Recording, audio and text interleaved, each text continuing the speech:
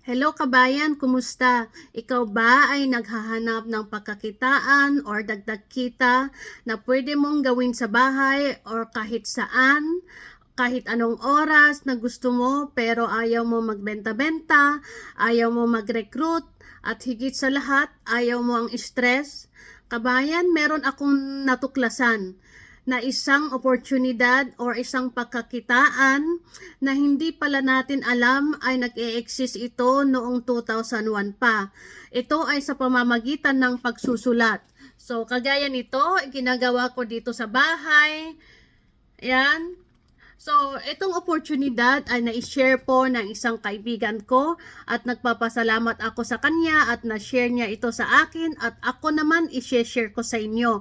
Kung interesado po kayo na magsulat din kagaya namin, so mag-comment po kayo sa baba or i-message nyo lang po ako at ituturo ko din sa'yo.